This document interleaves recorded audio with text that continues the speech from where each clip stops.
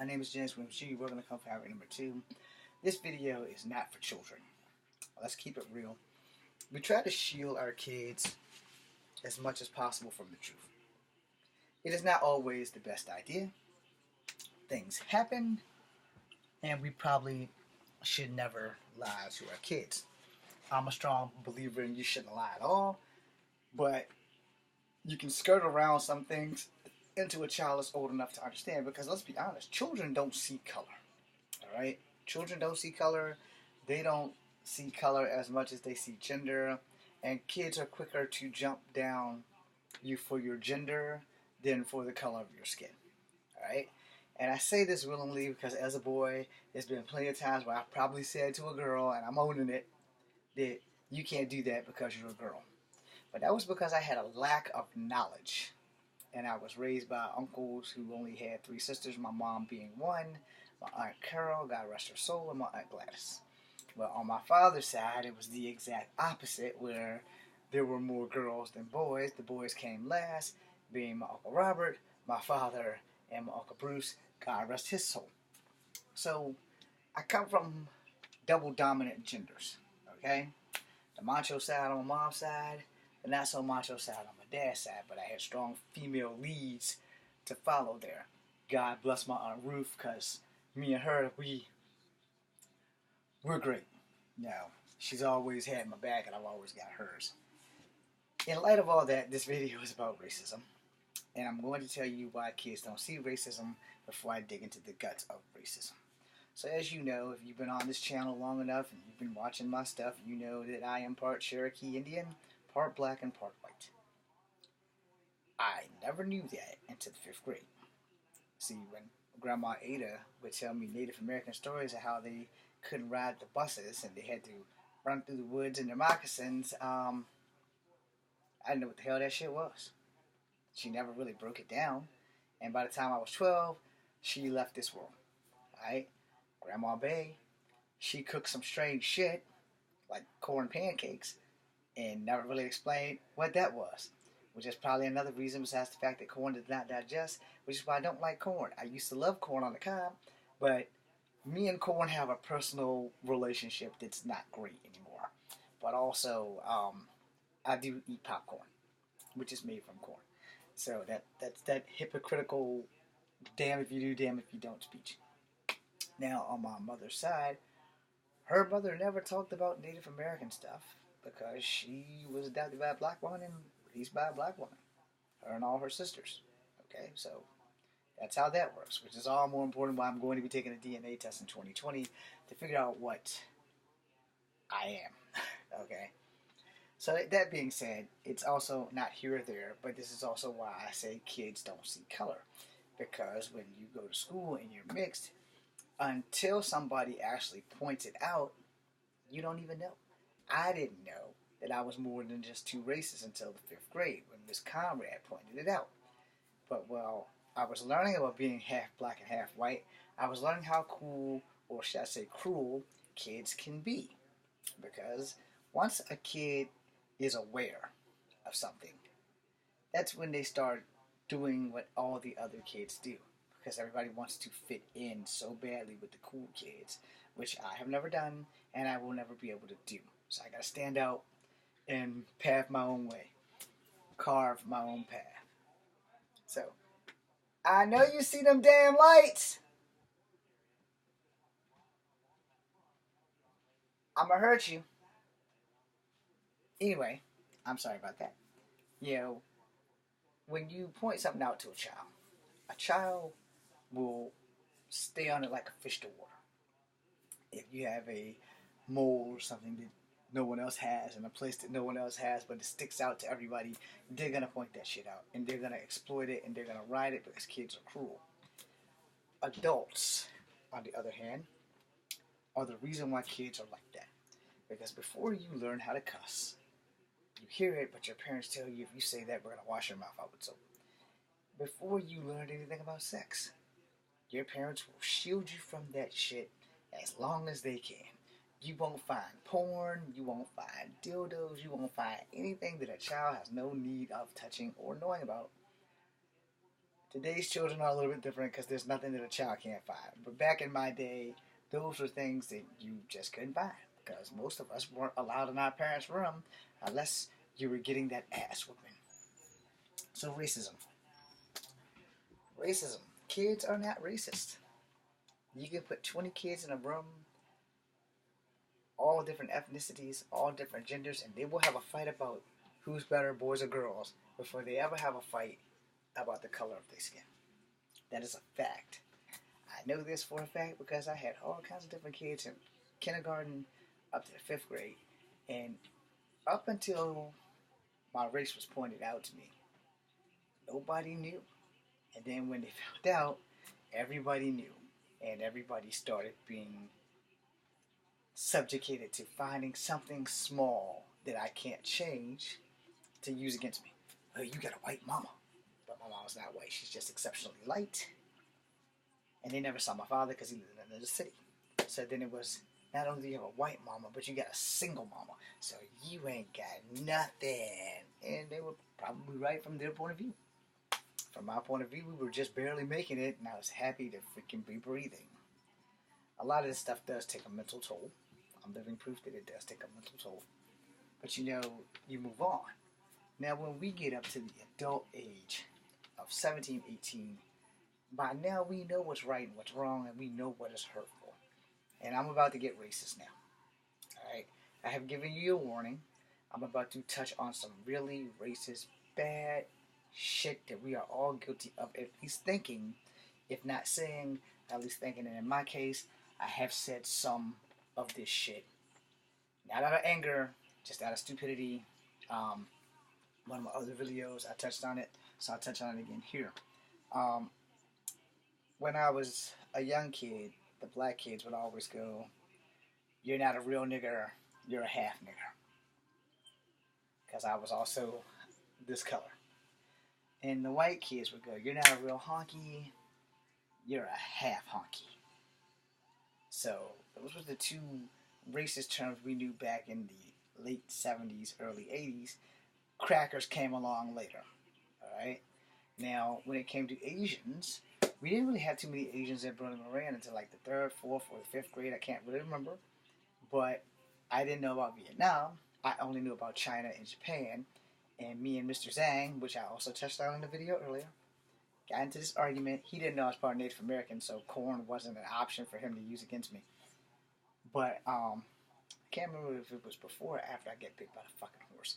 But anyway, the point was, him and I got to arguing. I have no idea what me and Mr. Zhang got to arguing about, but we got to arguing. And I'm calling him Mr. Zhang because he's about my age now, if not older, if not younger. But I don't even think he remembers me. But I remember our argument, and I told him to go back to China because he needs to eat his rice cakes. At that time, rice cakes became a big thing for America, so Quakers started making millions of dollars because, sadly, and I'm going to get racist, mostly white people picked up on the rice cake craze and just started eating that shit. Where a lot of black people were like, yeah, one, we can't afford that shit, and two, what does it taste like? But luckily, we had great white friends who were more than willing to share their rice cakes. And those who weren't willing to share their rice cakes, well, the bad bully kids probably took their rice cakes, which is probably how I got a hold of one. But anyway, first time I ate a rice cake was the last time I ever ate a rice cake. And the rice cake I ate was definitely quicker. It was not from China or Japan or from Korea or from Vietnam, but it was definitely a rice cake. It tastes like cardboard and chalk, as I also touched on in another video. And I don't know what happened, but I ate the rice cake like a week before this argument with Mr. Zhang popped up. And for some reason, I thought about rice cakes while we were arguing, which is why I told him to go to hell back to China and go eat your damn rice cakes. Now, had he been a wiser young Asian man, he could have said, "Screw you, go back to the farm and eat that fried chicken." Black people are always like that. But he, like everyone else, had no idea what my race was. And the only thing he could say that I remember vaguely, he was like not really swearing me out, but for kids, it was swearing me out. And it was more on the lines of, "Fuck you, I'm from Vietnam, and we don't fucking like rice cakes." And that's kind of how it went, but without the "fuck you" part. But he did say we're from Vietnam and we don't like rice cakes. And my dumb ass didn't know what Vietnam was, even though, and I touched on this in another video, I had two uncles that served in Vietnam. And I know you're all thinking, what does this have to do with being racist? I explained that I just did some racist shit, right? So if you're not up to speed, I told him to go back to China and eat his rice cakes, and he basically told me, fuck me, he's going back to Vietnam, and they don't eat rice cakes. Rice cakes is one of the stereotypical Asian foods that people use to pick on Asians with. If not rice cakes, rice in general, or soy sauce. So, if you get pissed off at an Asian, you don't really have enough slant eye jokes or slant vagina jokes, so you go to their food. Go eat cats. Go eat dogs. Go eat rice cakes. No, and that's fucking racist. And I said 5 minutes ago into this video that I was going to say some racist ass shit. And if you're on the other side of that track, everybody likes fried chicken. But apparently us black people like fried chicken more than most people. It's also one of the things that kills us. So I'm going to die from eating a lot of fried chicken. So if you're like a Chinese person and you want to piss off a black person, besides using a racial slur like the word nigger, you can tell them to go eat some motherfucking fried chicken. They probably won't know how to process that because they like fried chicken. But here's a secret. It ain't too many people on earth that don't like fried chicken. So you can't really use that as an insult. So I'm going to get more racist, which is why I said this video was not for children. A lot of racist stereotypes, are used for Chinese people as well as black people as well as white people, and we've all done this. We've all thought this. If we have not done it, we at least thought it, but then we thought about the consequences of getting punched in the mouth, so we probably kept our mouth shut. Unless you're dumb like me, and you know Kung Fu, like in the grade where the girl called me a nigger and I punched her in the mouth. Because I'm going to leave her name out, but it did start with a J just like mine. And she looked at me and she goes, James, you're a nigger. And James didn't have a response with his mouth. It was just, pow! And I dropped my hand back and there was blood there. And then I was in the office. And that's kind of what went on. And that was before I found out I was part of Cherokee. So that went on, and my white friends never really wanted to talk to me anymore because they didn't understand the ramification of her calling me a nigger. They never knew that she called me a nigger because me and her were by ourselves, and then all my white friends sided with her because she was white and I was a nigger. So I had a nigger moment and I punched her in the mouth. Should I have done that? Hell no. As a martial artist, and I knew I was a martial artist and I was a street fighter back then, and I had no moral compass, theoretically, as a martial artist and a street fighter, I should have never hit her because she was a girl. And I wasn't allowed to hit my sisters at home, but that was a reflex. No. So a lot of times when I do or say something wrong, I scream out the word reflex because it was a reflex. Yeah. So I don't know if that girl ever called anybody else a nigger again. I don't know where she is now, and I'm not going to offer an apology because I have already, and if she didn't accept it, that was fine. Because I also didn't get in trouble at school because Mr. Garrett said we don't have racism in our school. No one calls nobody out of their name. And kids aren't racist until we make them racist. They aren't. No, I'm sure you're thinking, what does this have to do with anything? It has everything to do with it because we adults are the ones that turn kids and fuck them up. We turn kids from let's all play together in a room where there's Asian kids, white kids, black kids, Mexican kids, kids from foreign countries that talk funny, and there's no racism in that room. You take that same group of kids and you take them home to these parents that are racist and say, you see that kid right there with the oily black hair and the tan skin? He's a Mexican. He'll cut your ass. Don't fuck with him. Don't bring none of his sisters home. Or if it's a daughter, don't you have sex with that motherfucker. Don't you bring those half-breed babies home. No. And they're probably harder on girls, no matter the ethnicity. You don't see too many white, black, and Asian men saying, hey, honey, that young black guy right there is going to make you a great husband. You should marry him. and that's if they're white. And if it's an Asian, he's like, you see that young dark Guai Lo? I used to know how to say black in Chinese, but I don't now.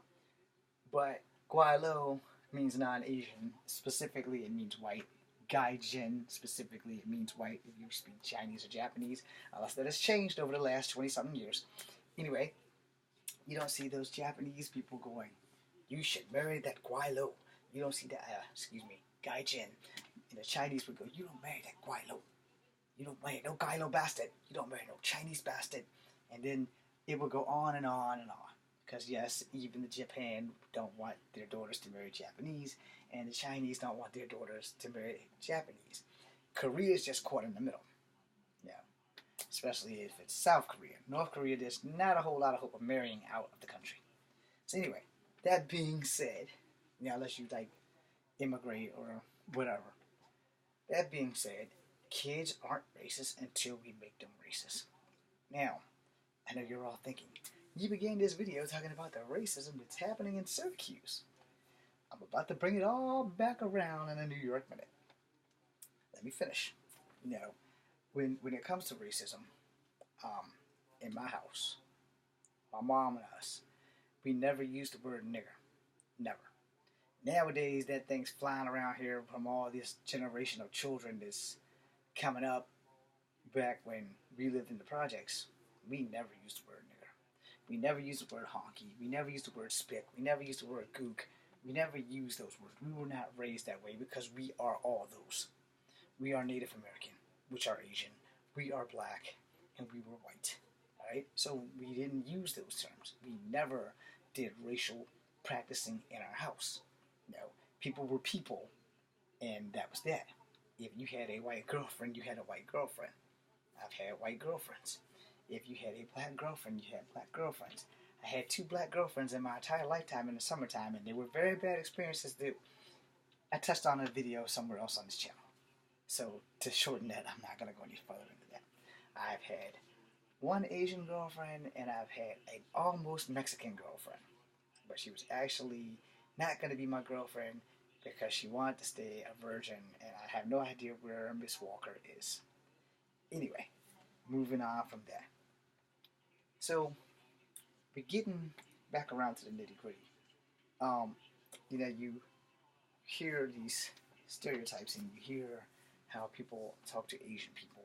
So, sad nickname for Asians, which is also a sad nickname for Mexicans, is wetback. A sad nickname for Asians, but not wetbacks, or Mexicans, would be gooks, slant eyes, slopes. You get them all.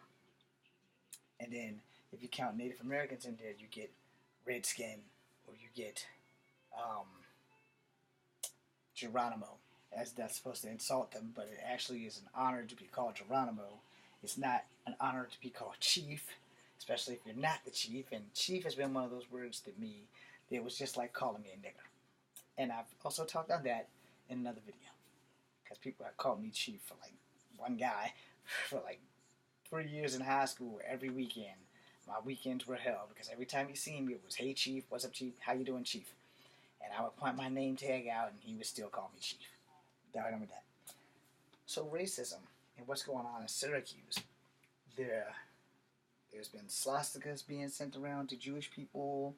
There's been Asian insults, graffiti, and there's been attacks on blacks. So they've basically been going after blacks, Mexicans, Asians, and Jewish people. One lady is mixed with Jewish and Mexican, so she's got a good combo and all, but at the same time, she feels that her life was in danger. And this shit was all over the news. So if you want in on that, you should definitely go Google the racist incidents that's happened in Syracuse. Now we're going to get off that and get right back on the hardcore, full-on racism. I mentioned that this video wasn't for children for this very reason. We want to shield our kids from the truth. And though they're going to learn the truth one day, we can change the truth by raising our children right. You don't have to teach your white daughter that she can't have a black boyfriend. You don't have to do that. You don't have to teach your Asian daughter that she can't have a black boyfriend, or a white boyfriend, or another Asian boyfriend. You don't have to do that.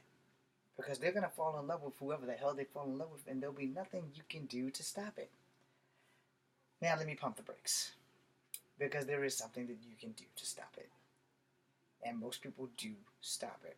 A lot of loves, a lot of relationships are destroyed because they come from racist ass families, which won't allow their daughter to be with a man who loves her and treats her like gold due to the fact that he is not of her race. This also happens to people who are adopted and raised by a race that is not their race, and it's like, okay, here's how this works. I'm your father. I adopted you. I've been raising you since you were 8 months old, 6 months old, 3 months old, 1 month old, and I am black. So you can only date black people because I don't like white people, and you want to be proud of our family, so you can only date black people.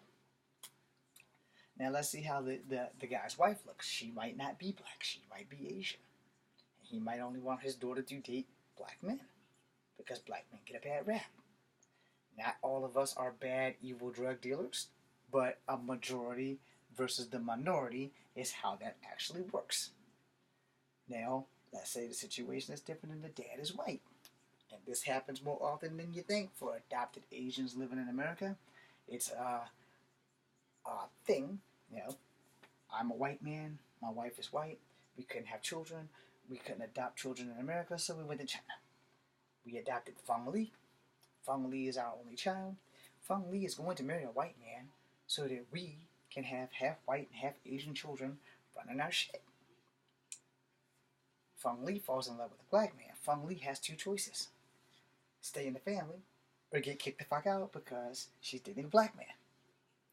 Feng Li only knows her family. So as much as she loves that black man, she's going to leave that black man to appease her family. And if anybody on this thing sees this and says that I'm full of shit, I had a personal relationship that probably ended up that way because of her family. Alright? Because she wasn't honest enough to tell me the truth. Because relationships are overrated. You can't come see me no more. It's not a legit excuse to break someone's fucking heart and destroy their trust in women or anything else. Okay? Getting that off my chest. I've also known other people who were Asian who, how should we say, left their boyfriends because their boyfriends weren't Asian. And so while they were in college, they could date whites and blacks, but their parents, who are Asian, expect them to marry an Asian. No excuses. We don't give a fuck if that black guy loves you better than anyone in your life. We don't care if that white man loves you better than anybody in your life.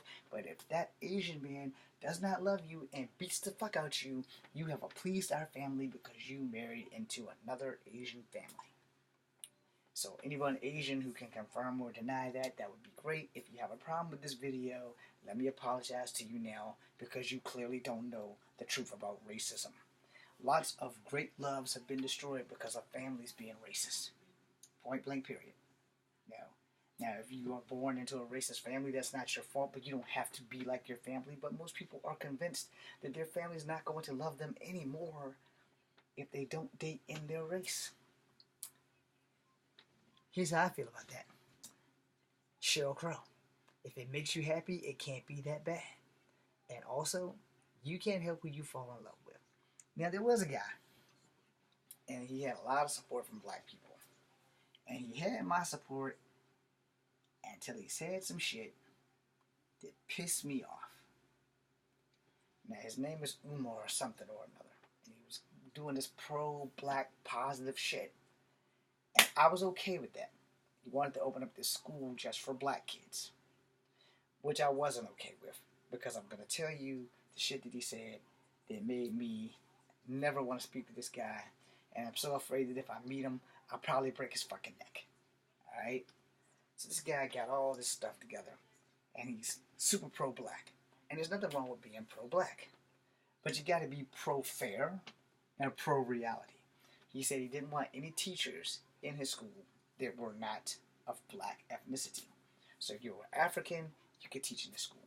If you were black, you could teach in the school. But if you were Mexican, Chinese, or white, he won't have it.